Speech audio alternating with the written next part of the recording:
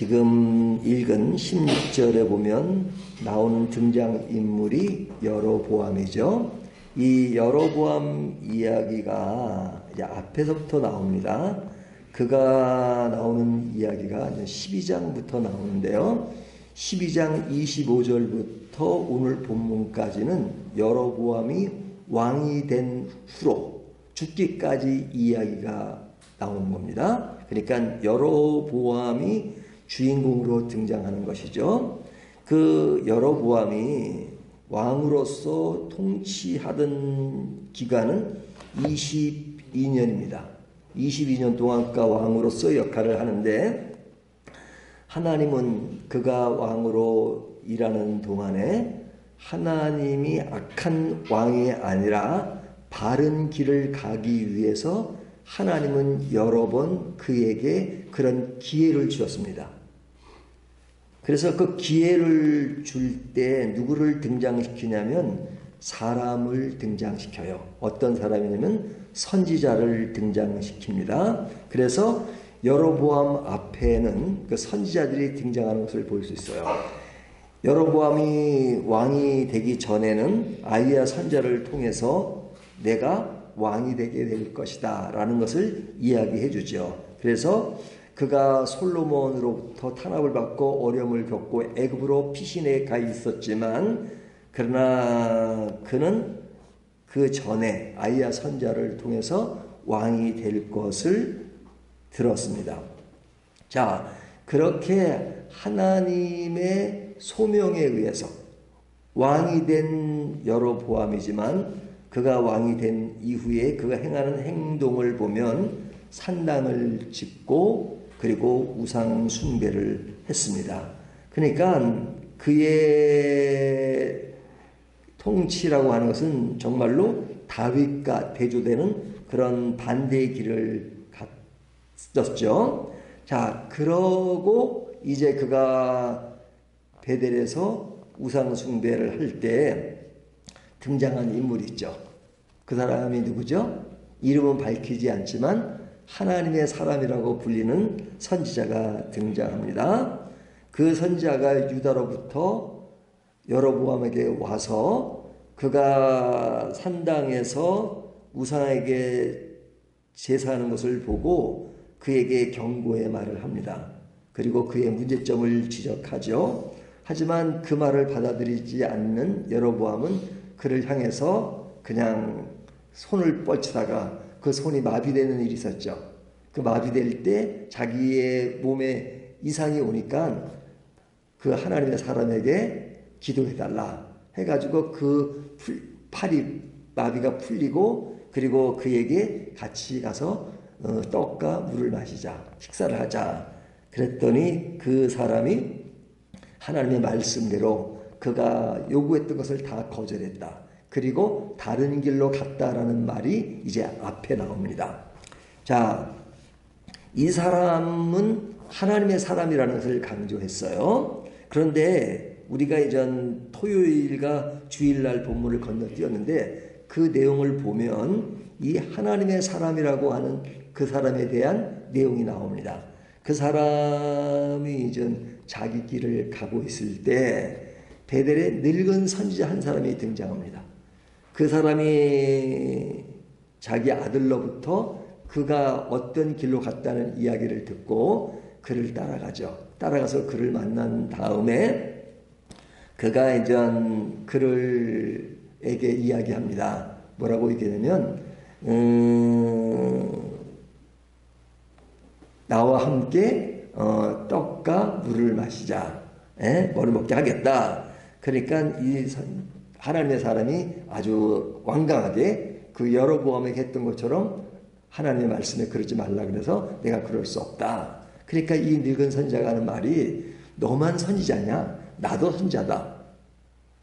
하나님은 나에게 너에게 떡과 물을 주라고 했다. 이렇게 이야기를 합니다. 그러니까 이 젊은 하나님의 사람이라 부르는 사람이 그의 말을 듣고 그 말을 따라서 떡과 물을 먹게 되죠.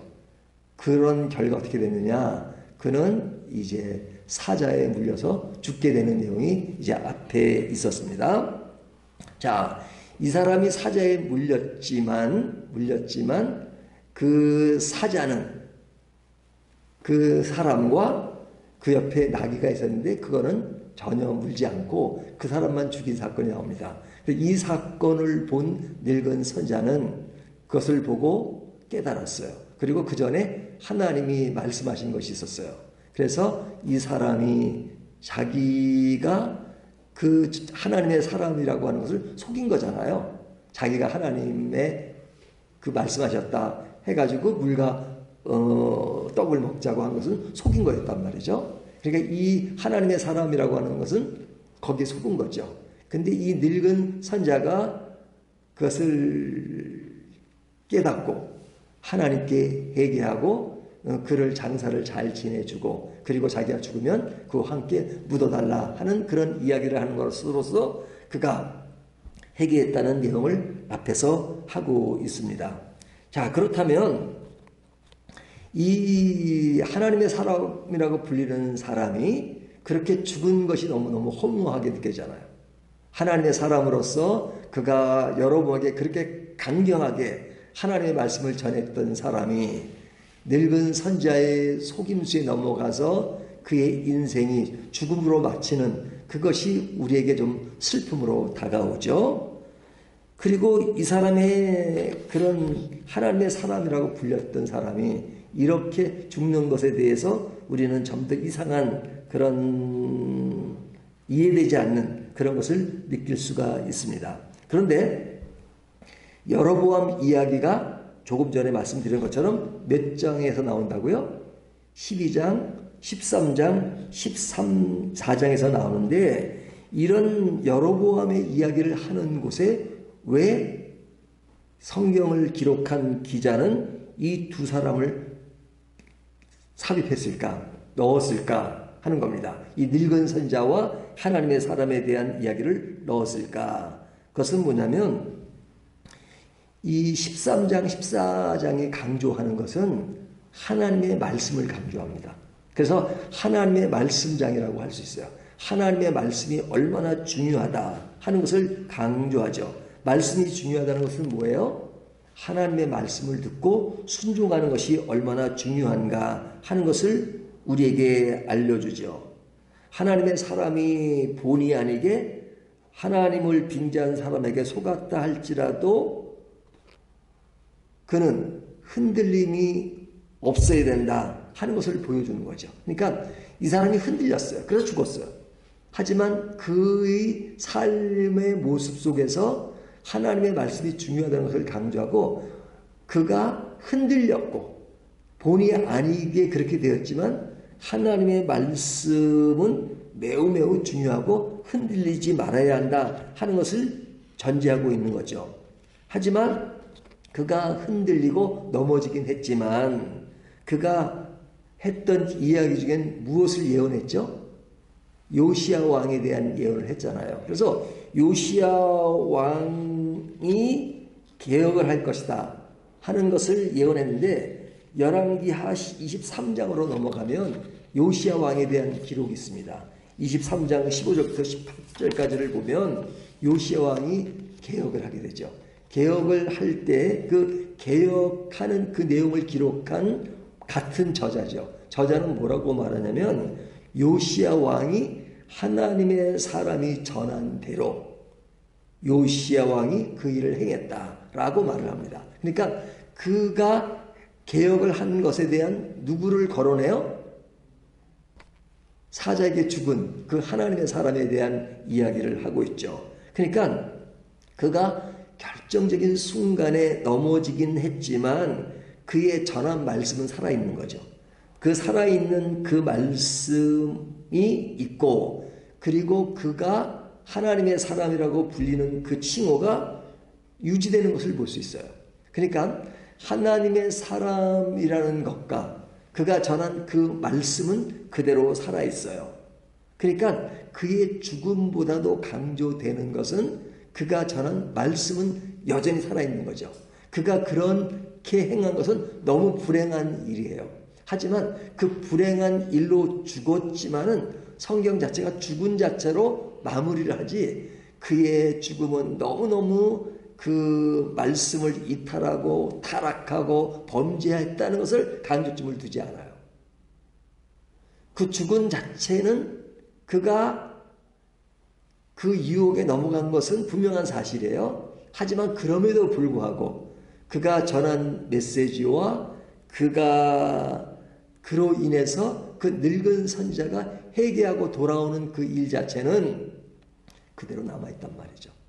그러니까 이 하나님의 사람이라고 하는 것을 과대평가할 수도 없어요. 하지만 과소평가할 수도 없는 거예요.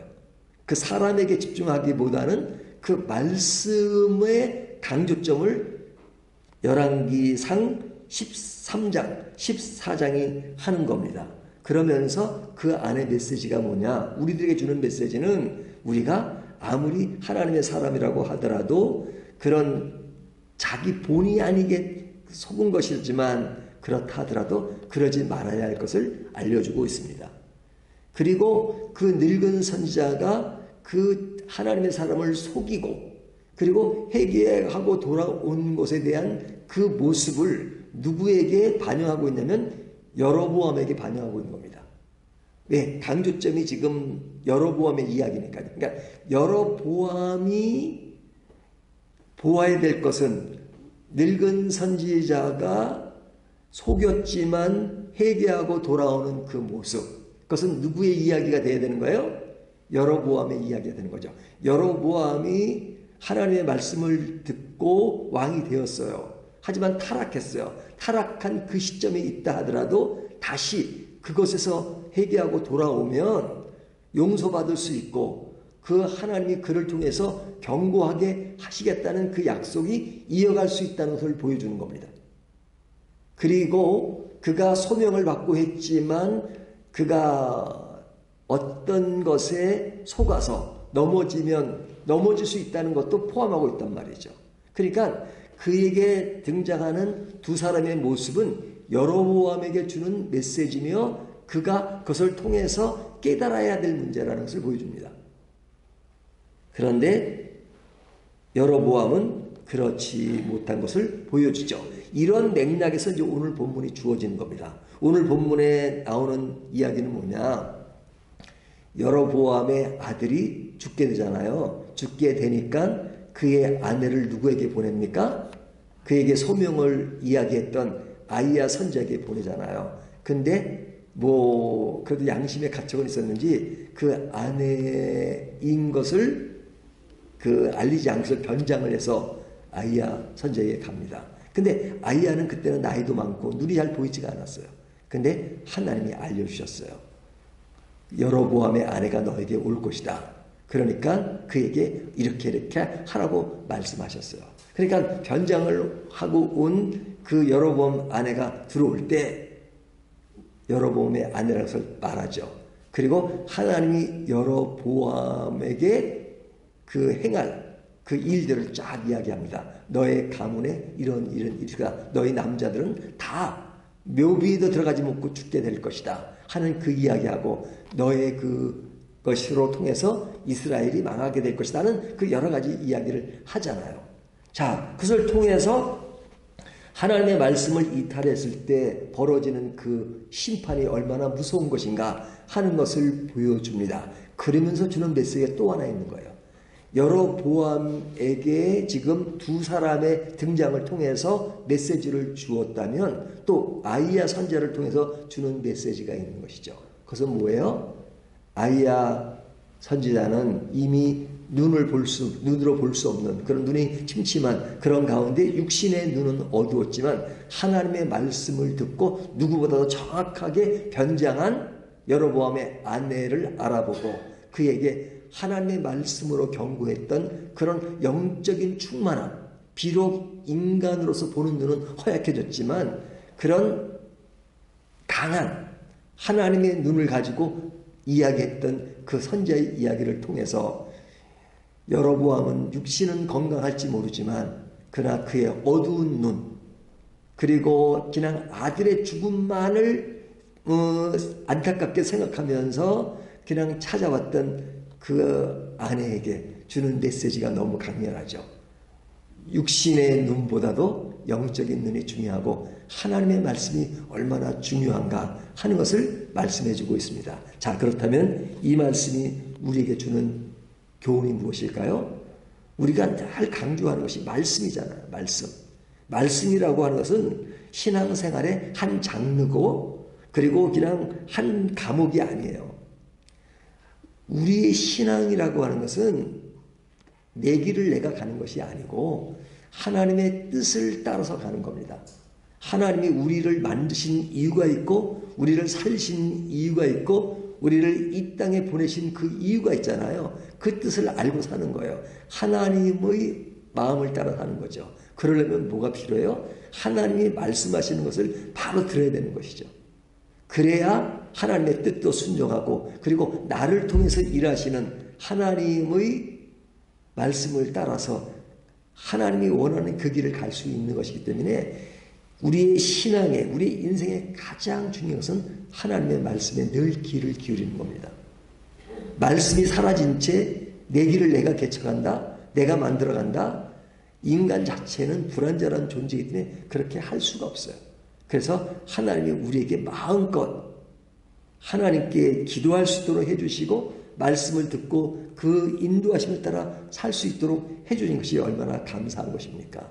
그 길을 들으면 우리의 삶이 새로워질 수 있고 그리고 안내해 주십니다. 하지만 우리의 영적인 눈이 어두워서 말씀을 듣지 못하면 여로보암에게 그렇게 하나님이 여러 사람을 통해서 말씀함에도 불구하고 아이야 선지자를 통해서 말씀하셨고 하나님의 사람을 통해서 말씀하셨고 그리고 늙은 선지자의 교훈을 통해서 말씀함에도 불구하고 그가 여전히 타락의 길을 갖고 마지막에 오늘 본문에 죽음으로 마치는 그 안타까움을 이야기하고 있잖아요. 자, 그렇다면 오늘 말씀은 우리는 어디에 관심을 가져야 되겠는가 하는 것을 다시 한번 생각하면서 말씀에 집중하는 저와 여러분이 되시기를 주님의 이름으로 축원합니다.